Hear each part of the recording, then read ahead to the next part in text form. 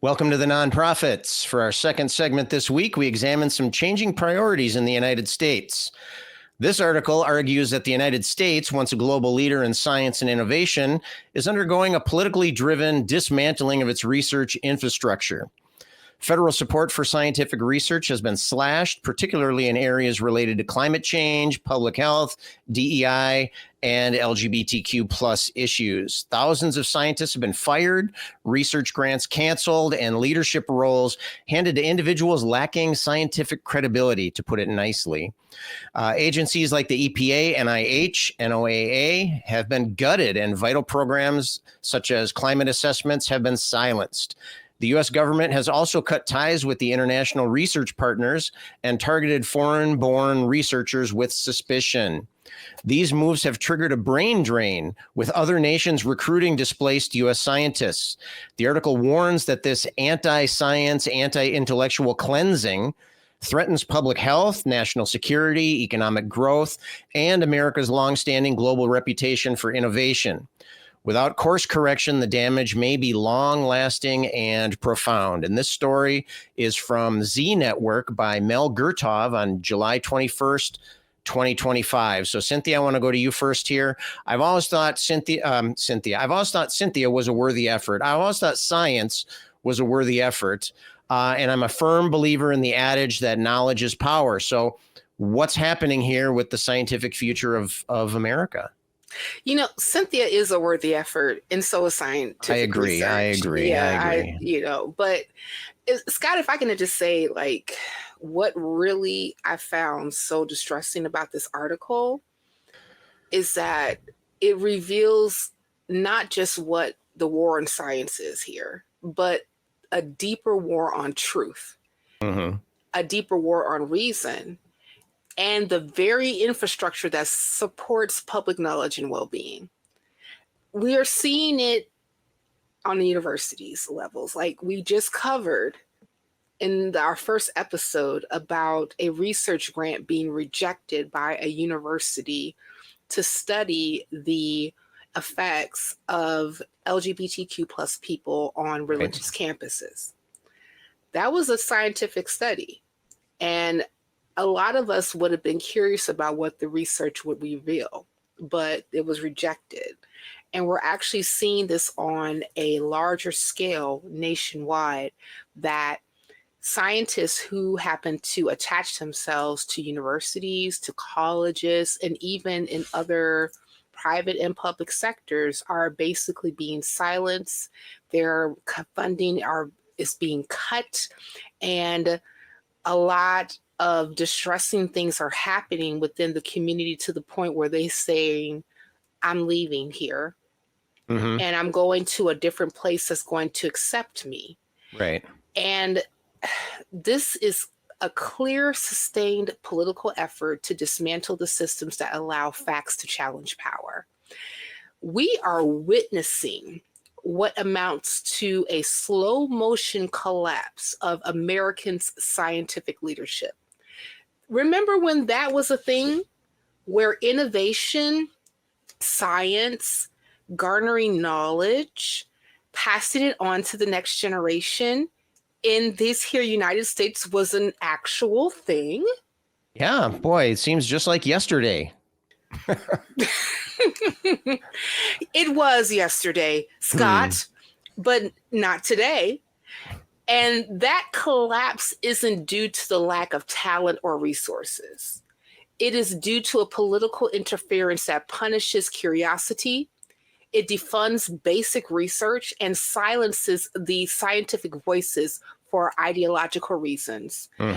And, you know, when a regime begins to decide what scientists are allowed to study, based not on evidence, but on political narratives, we have crossed into dangerous territory. This is authoritarianism. Yes, I can say that word. Creeping in through the back door, and it's dressed up as policy. I don't know if I'd say creeping. I'd say it's busting through the back door pretty loudly. Is, you know, it's It's pretty bad at creeping, I think. Okay, let me retract my last statement. Okay. It is busting through the front door, just like Fly Guy from "I'm Gonna Get You, Sucker," with the fish bowl platforms, darling. Okay.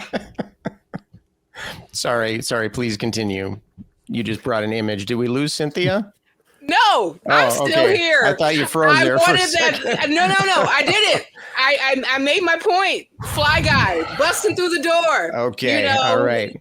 Hey, fishbowl platforms. I liked your phrase you used there, slow motion collapse. I like that. Stephen, what are your thoughts on there? Cynthia's kind of seeing this as really short-sighted policy change, right? So what's your take on this? It's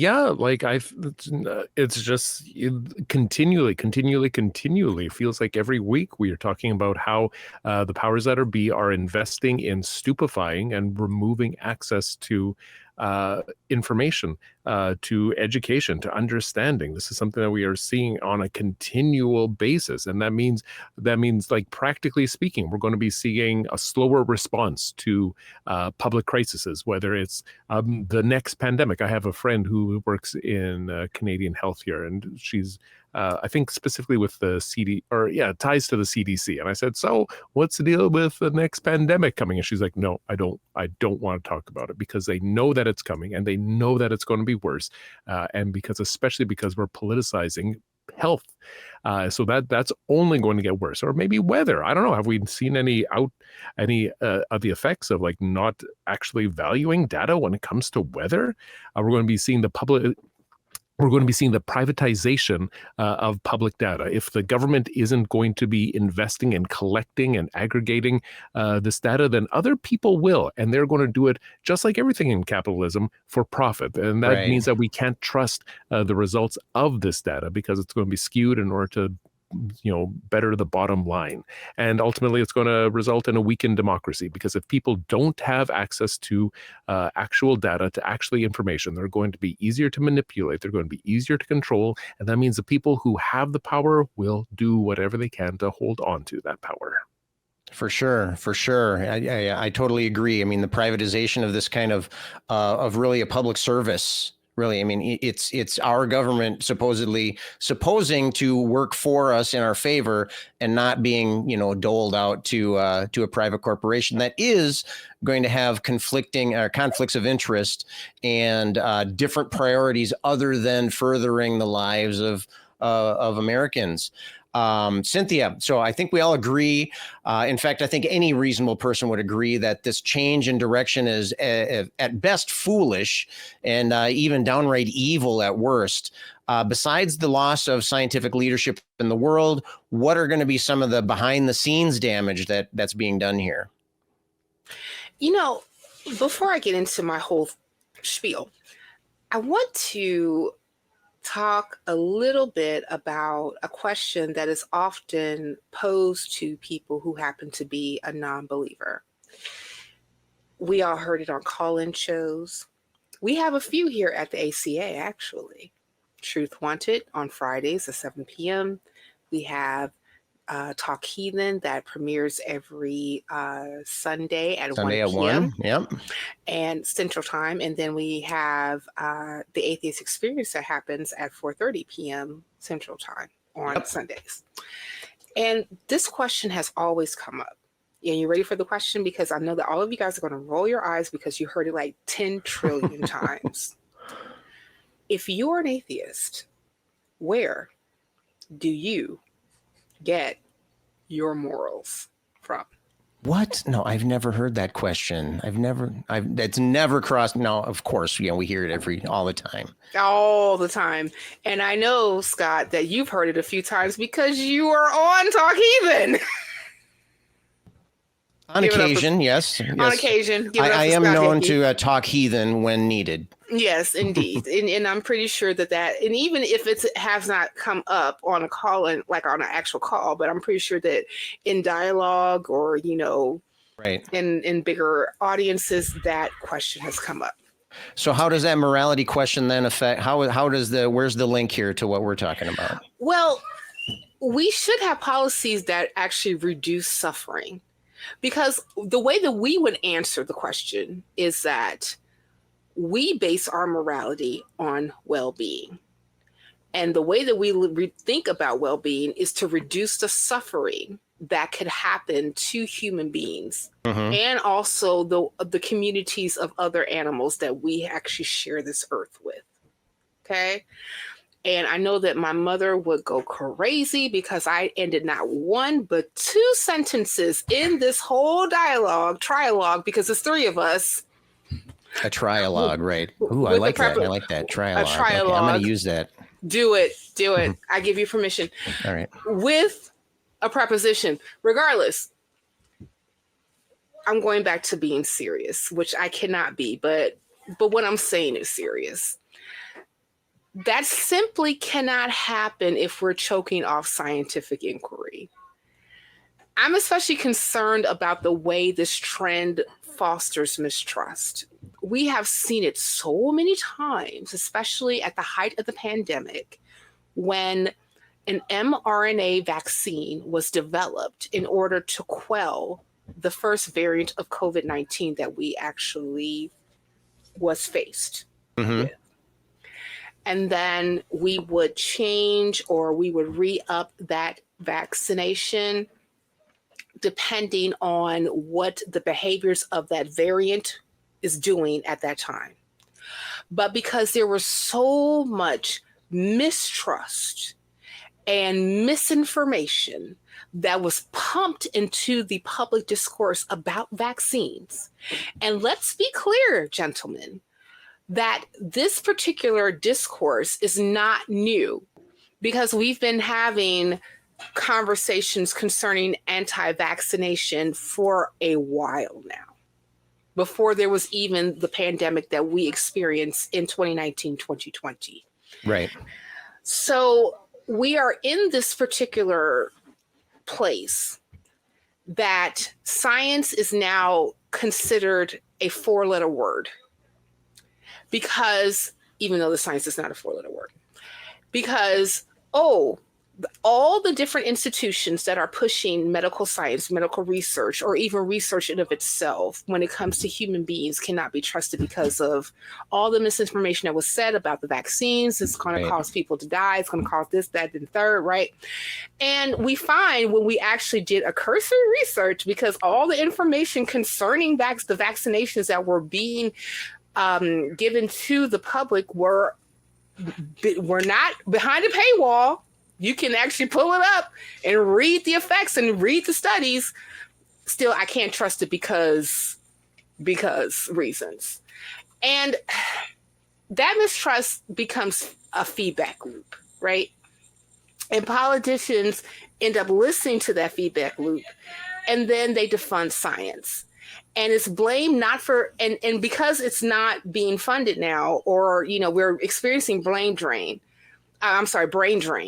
then we're going to end up having a loss of capacity, and the public's outcomes are going to be worsened. And then science is going to be blamed not for solving problems.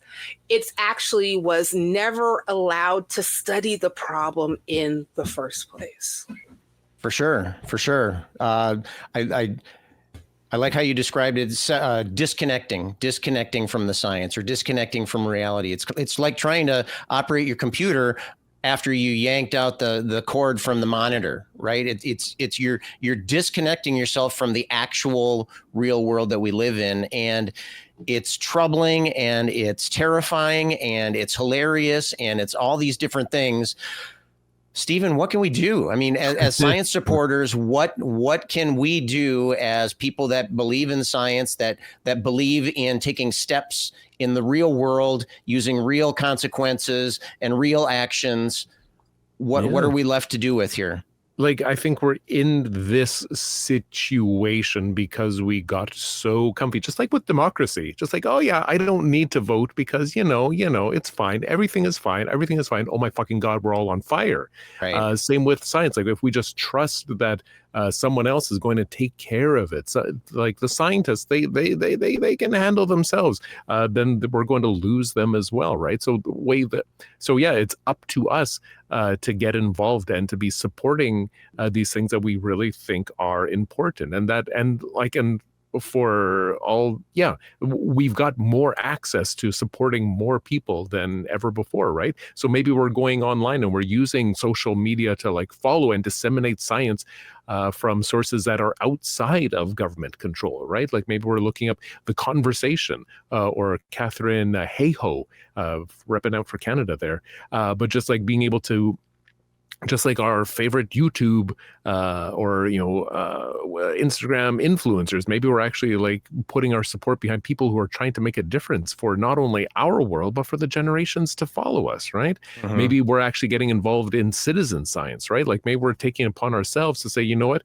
we want to see this data collected, so we are going to do what we can, right? And there's so many different organizations that rely on citizens to be involved without government funding, right? If you go to a place like ebird.org, that's a way that you can be gathering information about the local bird population, taking readings of what birds are in my neighborhood, and then that Mhm. information can be collated globally. Or iNaturalist.org, another organization about just recording what's happening in your exact area. Or SciStarter.org, another website that is a directory of different citizen science organizations that could use support from people who actually give a fuck. Yeah, maybe we can. Maybe if we know the producer show, we can try to get some of those web addresses into the notes for the for the show. But is that a call out, Scott Dickey? Oh, well, what do you know? But no, seriously, Stephen, I think you're spot on there. I mean, we basically, if we want to be a knowledgeable nation, if we want to be a knowledgeable society, we have to take it upon ourselves to make sure that we know things and make sure that we can do things and make sure that we participate in science. Science is not just a dusty book on a shelf. Science is getting out there and viewing the world and thinking straight and making good conclusions there. And I think we're not alone here. I want to share you some information that I found. I'm sorry, the math teacher, I got to pull some stats into the program here. So according to a 2023 Pew Research study, researchers found that 78% of Americans say that scientific research is a worthwhile investment for the nation, with 90% of Democrats and 68% of Republicans agreeing with that statement. I think both of those numbers are really, really low, especially that Republican number. That should be up around 100%. I mean, if you can't understand the value of scientific research, then I don't know what I can do for you. But that's so 78% of Americans think that it's a worthwhile investment. And I like the fact that they use the word investment there, because this is an investment that we're doing. We're investing our time and our energy and our priorities now for a better future for us, for our children and our children's children, et cetera, et cetera. The same study found that a full 90% of Americans said that it was either somewhat important, 37%, or very important, 53%, for the U.S. to be a world leader in scientific achievements. And in this case, the breakdown by party affiliation was about the same. So 90% of Americans think it's either somewhat important or very important, not only for us to have scientific advancement, but for the U.S. to be a world leader. And so I'm going to ask this of Cynthia first. Are the wishes of the American people being ignored here? Is this a betrayal of the trust that we have in our government here? Are we being hoodwinked, or are we being left behind, or what's happening here? Unfortunately, we are being hoodwinked, bamboozled, run amok, led astray. Plymouth Rock, we didn't land on Plymouth Rock. Plymouth Rock landed on us when it comes to this conversation about scientific research. Unfortunately, the seeds have been sown to put distrust and misinformation into the conversation when we're talking about trusting science. And then we even have like people who happen to be big influencers on the interwebs that actually will call scientists or science in of itself a religion, and it's not. Science is based on creating hypotheses, testing a hypotheses to seeing if it's the closest thing to fact that we know. And on top of that, when you test a hypothesis and it comes out to actually be the closest thing to what is fact is, others are invited to test that outcome to see if what you are saying is the actual fact, right, or if you are just coming up with the bullshit. Okay. Okay. No mincing words here. No mincing words, right? It's all out in the open here today in the nonprofits. Indeed. So I think it's important, and I understand that the society that we're living in right now is that a lie can run around the world 100 times before the truth can put on its pants in the morning.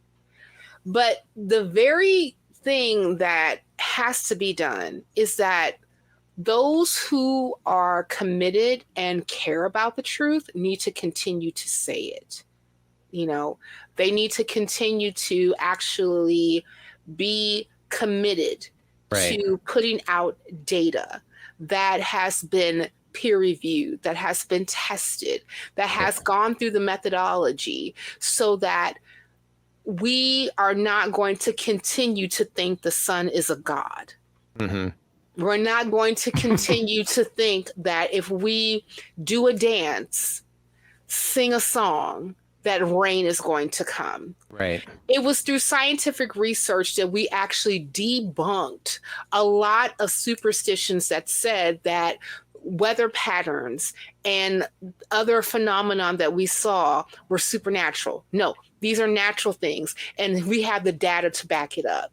Right. That needs to be a thing that continues. And the only way that that can continue is if people like you, like me, like that's out there that's viewing us, is committed to making sure that that continues to happen. I agree completely. But we're running short on time here. I want to make sure I get one more question into Stephen.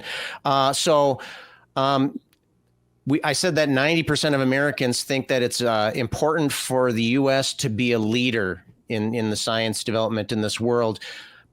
Do you think we've kind of, blown our chance there? Is it time for us to pass the keys and let somebody else be the world leader in science there? Or do we need to kind of rally the troops and kind of take up that flag again? Or should we just pass it on? Well, what's this American exceptionalism thing that I hear about? Like, we do have that. Y'all, like, if you want to be shots fired. That's why I'm very happy to give this question to the non-American on the panel here today. So should America step aside and get out of the science business? Like, if y'all want to be driving the cars, sure, but if the engine is on fire, you've got issues. So, you know what? Deal with your fucking issues before you try to get behind the driver's seat, right? Like the other countries we're okay. We are okay. We will be okay without you for a little while. You've got to pull over, figure out what's going on, and then when you're ready to get back on the road, come on in. We want you to be here. But for now, just chill the fuck out. I will turn this car around. Yo, that's it. Back to Winnipeg. Steven just read America for filth, yo. And I love it.